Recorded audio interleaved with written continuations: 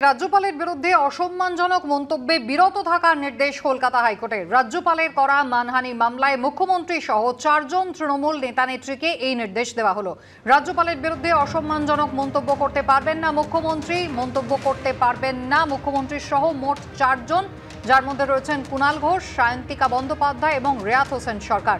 কলকাতা হাইকোর্টের স্পষ্ট নির্দেশ, আগামী 14 আগস্ট পর্যন্ত অন্তর্বর্তী নির্দেশ দিল কলকাতা হাইকোর্ট।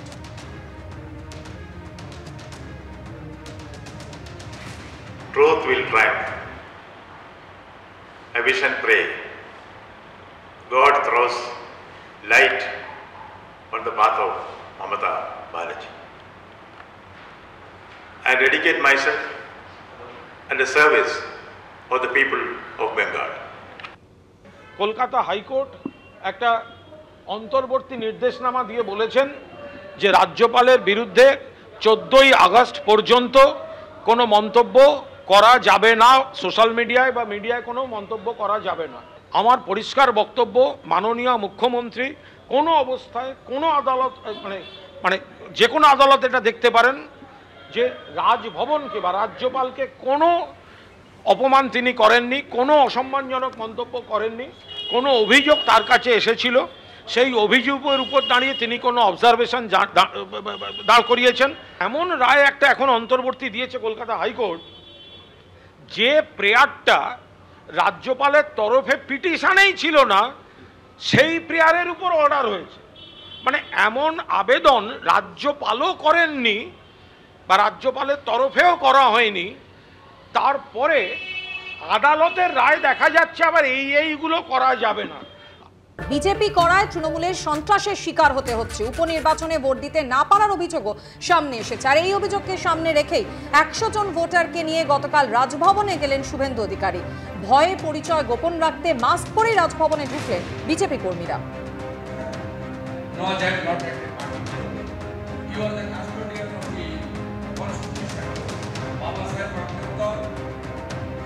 পরিস্থিতি ভয়াবহ, ওখানে অত্যাচারিত হচ্ছি, আমাদের ঘরে থাকতে পারছি না, আমরা বিভিন্ন আত্মীয় স্বজনের বাড়ি রাস্তায় রাস্তায় ঘুরে বেড়াচ্ছি।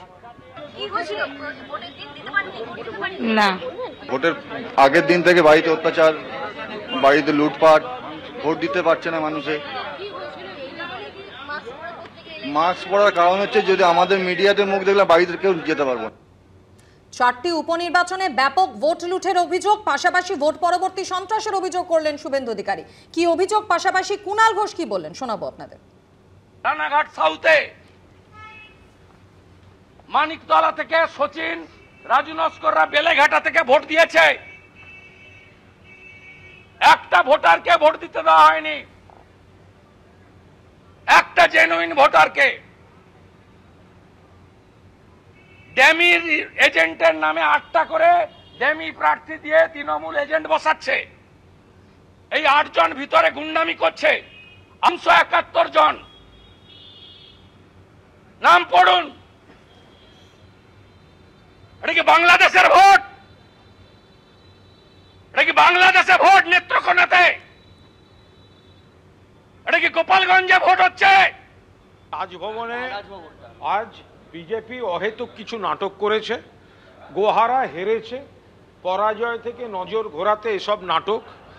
মানুষ তাদের সমর্থন করছে না। লোকসভায় যে কিছু মানুষ সাময়িক ভুল বুঝে বিজেপিকে ভোট দিয়েছিলেন, তারা অধিকাংশ যারা মনে করেছেন বিজেপিকে ভোট দেবেন না, তারা ভোট দিতে বেরোননি।